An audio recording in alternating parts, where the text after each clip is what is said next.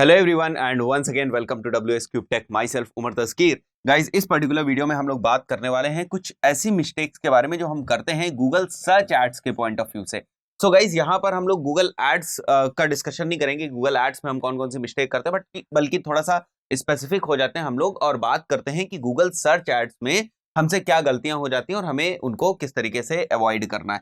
तो गाइज, जो यहाँ पर फर्स्ट मिस्टेक है आप देख रहे हो वो है कि most of our keywords are in broad match setting. जब हम कीवर्ड सेलेक्ट करते हैं गाइस, तो आपको पता होगा कि हर कीवर्ड को हम कुछ मैच टाइप देते हैं, यानी कीवर्ड का हम टाइप सेलेक्ट करते हैं। तो ज्यादातर केसेस में क्या होता है कि आप ब्रॉड मैच की तरफ चले जाते हैं, आपके मोस्ट ऑफ द जो कीवर्ड्स हैं वो ब्रॉड मैच की सेटिंग में होते हैं और ब्रॉड मैच बाय डिफॉल्ट भी सेटिंग होती है। तो अगर आप उसमें कोई चेंजेस करेंगे नहीं, जैसे कि अगर आपको ब्रॉड मैच मॉडिफाई यानी BMM यूज करना है, तो उसके लिए आपको कीवर्ड के आगे प्लस को यूज करना पड़ता है। जिस भी वर्ड को आपको BMM बनाना है उसके आगे आपको प्लस को यूज करना पड़ता है। तो जनरली आप लोग क्या करते हैं कि आप लोग ज्यादा से ज्यादा जो आपने कीवर्ड्स हैं उनको आप ब्रॉड मैच में ही रखते हैं, क्योंकि वो बाय डिफॉल्ट आपको मिल जाता है और आपको लगता है कि आपने कीवर्ड सेलेक्ट कर लिया, अब ठीक है कीवर्ड को थीम कर देते हैं ऐड ग्रुप के हिसाब से और आगे फिर आप ऐड बनाने के लिए मूव हो जाते हैं। बट ये गलती है आपकी। आपको क्या करना चाहिए, आपको BMM कीवर्ड्स के ऊपर या जो दूसरे हमारे कीवर्ड्स हैं जैसे BMM हो गया, फ्रेज मैच कीवर्ड टाइप्स हो गया, बेसिकली फ्रेज मैच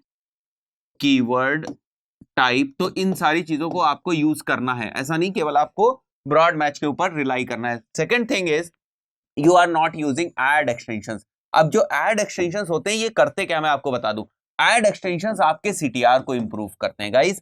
आपका CTR बहुत ही अच्छे लेवल पे इंप्रूव हो सकता है अगर आप प्रॉपरली जो है एड एक्सटेंशंस को यूज कर रहे हैं अपने एड में और रिलेवेंट एड एक्सटेंशंस को यूज कर रहे हैं अपने एड में। Then third is not defining conversions and associating a value with the conversion. देखो, अगर आप कन्वर्जन्स नहीं डिफाइन करेंगे तो आप कन्वर्जन ट्रैक भी नहीं कर पाएंगे। अगर आप कन्वर्जन ट्रैक नहीं कर पाएंगे तो आपको कुछ नहीं पता चलेगा कि भाई जो हमारा गोल था, अगर हम फॉर्म फिल कराना चाह रहे थे तो गूगल एड्स के थ्रू हमारे कितने फॉर्म फिल हुए। तो ये जरूरी है कि आप स्टार्टिंग में ही कन्वर्जन डिफाइन कर दें कि हमारे लिए ये कन्वर्जन है। और एक गाइस, एक और चीज मैं आपको बता देता हूं कि आप देखते हो कि अगर आप गूगल एड्स के डैशबोर्ड से बड़े फेमिलियर हो तो आपको वहां पर ऑप्टिमाइजेशन स्कोर दिखता है। गूगल एड्स आपको कुछ एक ऑप्टिमाइजेशन स्कोर देता है।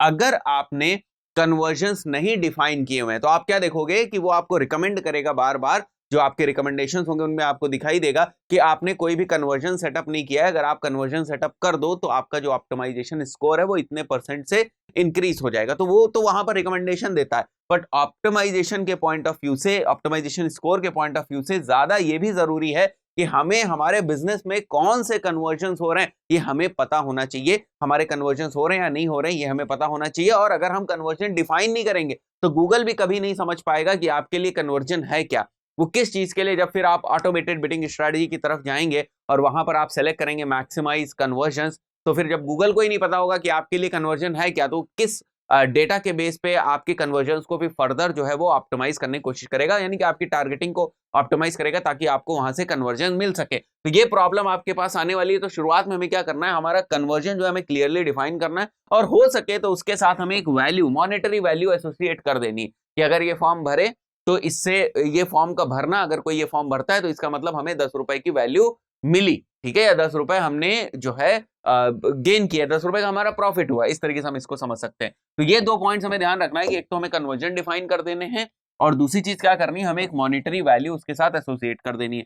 Not using search term reports, ये भी हमें देखना है। सर्च टर्म रिपोर्ट्स आपको दिखती है जब आप सर्च एड रन कर रहे होते हैं तो किन कीवर्ड्स के ऊपर आपके जो एड्स हैं वो किस एड ग्रुप से और किस कैंपेन से ट्रिगर हो रहे हैं और उनकी क्या परफॉर्मेंस। तो वहां से आप देख सकते हैं कि अगर आपके जो जिन भी कीवर्ड्स के थ्रू आपके जो एड्स ट्रिगर हो रहे हैं अगर वो रिलेवेंट है तो आप उनको अपने कैंपेन में, अपने अकाउंट में ऐड कर सकते हैं। अगर इररिलेवेंट है तो आप उनको नेगेटिव कीवर्ड्स मार्क कर सकते हैं। तो ये सारी चीजें जो हैं, इन सारी चीजों का भी आपको ध्यान रखना है। Then not using negative keywords, वही पॉइंट है कि आप नेगेटिव कीवर्ड्स को यूज नहीं कर रहे हैं। और पोटेंशियल ऑफ ब्रांड बिडिंग, इसके ऊपर मैं कभी दूसरे वीडियो में बहुत डिटेल में बात करूंगा कि ये ब्रांड बिडिंग क्या होती है, बट ब्रांड बिडिंग का पोटेंशियल बहुत ज्यादा है।